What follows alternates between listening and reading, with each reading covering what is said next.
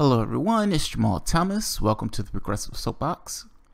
Guys, give me 1 second. I just want to make sure this is live and I am getting sound. Hello everyone. Yes, it's live. I'm getting sound. Let's talk about Antifa. This is the right. This is the left. This is our sandbox. Let's talk about Antifa. Noam Chomsky made a bit of a huffapaloo. That was one of my made-up words. Made a bit of a huffapaloo when he said that the alt-left, and there is no such thing as alt-left, but the Antifa was a gift to the right. I think Noam Chomsky is correct. After the Charlottesville thing, I made a video that I took a little bit of heat from, saying if they never went, no one would have ever heard of Charlottesville. This kind of thing that it takes two to tango. Now, people hated hearing that. It's like, how dare you? Those guys were racist. Why are you supporting the racists? Why are you hugging Nazis? Nobody was hugging a Nazi. People were making this kind of statement of free speech. That's it. Had nothing at all to do with the Nazis. Those just so happen to be the people they're marching. It is a little problematic to go with the idea of shutting down another person's speech. I understand hate speech, but I'm talking about shutting down speech. And to go with this idea of punching a Nazi. It's easy to punch a Nazi. The question becomes, when do you not get involved? If nobody got involved, the woman who was murdered or who was killed would have still been there. Look, racism is never solved at the level of the races. Racism is not solved at the level of the races. Meaning, you going to wherever and antagonizing people, it's not going to stop those people from doing whatever they're trying to do. It may push them underground. You may be okay with them being pushed underground. But that doesn't solve your issue. Antifa's problem is the same problem that society has as a whole. It doesn't recognize itself as being part of the problem. Meaning, a society would say, I'm going to put this person on trial. This person did X. That person is shaped by environmental factors. There's no way. There's no way that person is not distinct from the society that he was raised in. Meaning, anything that you do, if you put a person on trial, ultimately the conversation has to come into what were the environmental factors that got that person to behave that way. Even if you want to say there's an element of that person that is who that person is, you're still stuck with this idea that the society that that person grew up in, evolved in, bumped into, in many respects, controlled or had a major influence in how that person turned out. If you're going to put that person on trial, you also need to put the society on trial with him. The grim and ugly reality is that each person who went to one of those rallies and each person who's going into those rallies coming up, there was something that pushed them there. They weren't born a Nazi. Chris Hedges wrote a piece called How Antifa Movement Mirrors Alt-Right. And he's just making this point that in both cases, both groups have somewhat of a penchant for violence. Both groups are okay with using violence to achieve their ends. That's a little troubling at best. Meaning both groups are fulfilled by having some kind of violent clash at these rallies. Until we as a society get to the point where we look at the society itself, when we look at society and say, okay, these are the elements of our society that's pushing a person along this path, nothing changes. Nothing changes. The problem with Antifa is that it considers each and every one of those people individuals outside of societal influence. Your society has a major influence on how those people turn out. Meaning, the economic stress that the people endured, the foreclosing of homes, the losing their jobs just to either automation or just losing their jobs in general. there's economic pressures. Half of the country is in poverty. That's not an excuse for the people themselves. It's somewhat of a flat fact. Economic stress pushes certain behavior. Take our society as a whole, meaning going back from the inception to now. A person who's born right now in our particular society is going to have a certain heritage, a certain culture. He's going to be brought up in a certain family. He's going to interact with certain people in his particular society. He's going to come to have certain beliefs. His body itself is going to be arranged in such a way that he's going to be predisposed to certain things. That person gets on the stand, and with that person on the stand is the entire society. When sentence is passed on that individual, sentence is also passed on the entire society. It's not enough to say an individual did X. You also have to look at the environmental factors if you're trying to actually fix and resolve that issue. If your goal is just to punch a Nazi, then yes, you're not part of the problem, not part of the solution. At that point, you're part of the problem. And in a situation like that, you're going to lose to the larger gang force, cops. I have two major qualms with this, on top of the kind of civil liberties angle.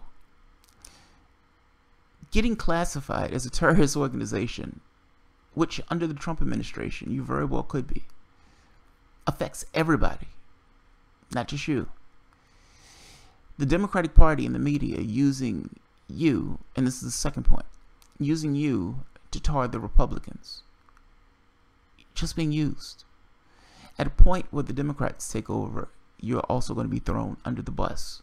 Not just thrown under the bus, you're going to be thrown under the bus in the context of the far loony left. Meaning the people on the left are going to take the hit for your behavior. This is a fail on multiple counts. Violence versus violence. How the media is going to play this, meaning how the media and the Democratic Party is going to play this. And, again, this kind of thing of this idea of what the response of the Trump administration is going to be. I'm not a dove on this point. I just don't see how the strategy wins. Even if you get to the point where you're silencing certain people, is that what you're actually trying to do? Like, are you trying to get to the point where you're shutting down any level of conversation from a particular side of your country? Where else does that evolve? Meaning, how does that energy get exploited, or how does that energy rise up at that point? I don't know. I don't want to know. Chris Hedges is right. I agree with him. Noam Chomsky is right. I agree with him. There's a such thing as solidarity. There's a such thing as organizing. But what I've seen, look, man, you want to keep the moral high ground. You definitely want to keep the moral high ground. If it becomes any degree murky, it becomes problematic. And right now, it's somewhat murky at best, somewhat problematic. So, and look, I understand the other guys are grotesque. So don't misunderstand me.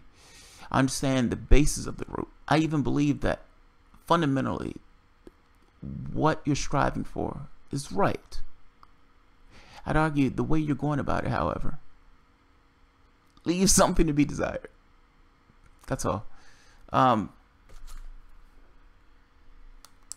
Yeah, I leave it at that. I'm going to post Chris Hedges' article here.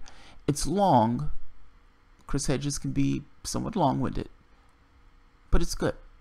And he makes somewhat of a thorough point in regards to this kind of decay of society and how society flails about finding these kind of cartoonish leaders, these figures like Donald Trump, the likes of Donald Trump. People trying to find a way out of the quagmire that is their corrupt system. Trump wasn't just kind of conjured out of nowhere. Trump is a symptom of a sick society. You have to deal with this society. That's all I'm saying. It's not so much the individual. And look, I understand this idea of we're fighting fascists. Fair enough. I understand the whole fighting fascists thing. Looking at them as the ultimate evil allows you to justify pretty much doing anything. If I'm confronting the ultimate evil, then what am I? Am I wrong in doing what I need to do to confront it?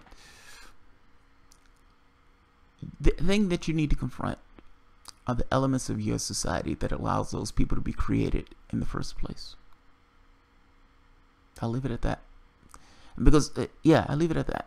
I think that's where we need to look. What are the elements that creates this? Now, you may make a case that there's no way to snuff those elements out right away, in which case the thing that you can fight back against are the fascists themselves. Fair enough. But also understand that these guys are a subset. Meaning, you only got like 400 people showing up at that other place in Charlottesville. The other thing, I think it was in Boston, they were dwarfed. These guys are a fringe element of our society. Don't elevate them to anything more than that. They will die out on their own. If you focus on the elements that creates who these people are, you can snuff them out. You will not do that by just opposing them with this kind of overt violence. So I will leave it at that. And look, guys, I'm not judging the people who are involved in Antifa. I take them at their word that they're trying to do the right thing. They're opposing fascism. Fair enough. At least how they define fascism. What they don't realize, or what they don't accept, is this thing of, in opposition to fascism, to not become fascists. To not, to look into the abyss and not become the abyss that they look into. In defense of X, we're willing to do Y. Well, if Y is a ghastly thing, is Y warranted? Is X bad enough to warrant whatever Y is? Or is this purely in the head of the people who are in this group and in this movement? Be aware that there will be a response if there's persistent violence in that case. Meaning if there's one rally after the next, and there's opposition to one place after the next, and there's violence in each place because there's a contesting between the two groups, there will be a state response. There will be a state response. So I find this to be somewhat dangerous. And if it's a combination between Antifa and a militarized police force, the militarized police force is going to win that. That's all. I don't like the way this goes. That's all. I don't necessarily like what this can end up being. And I think that one person that was hurt could very well become a lot of people that are hurt. So, yeah, I'll leave it at that. Like I said, I'm going to put Chris Hedges' article at the bottom. It's a decent read. And like I said, I agree with him. Chris Hedges is a thoughtful guy. Let me know what you think. Am I being too hard on Antifa on this one? Or am I right in the sense of what they're going to be portrayed as and what they're going to be used as outweighs any benefit that's gained from them? If Antifa has the capacity to organize, look, my only issue with this is I don't know where they were during the Obama administration. And certainly during the Obama administration, there were vagaries. There were problems. There were issues. I just don't remember them during that time. Now, they say they were around during that time. I don't know. It's possible that the fascists came out the woodwork with Trump, in which case they felt like they needed to openly oppose it. However it's done, just be aware and just be careful. I'll leave it at that. Alright guys, if you enjoy the content, feel free to share, write, subscribe, and of course, you can always support the work through Patreon. Thanks everyone.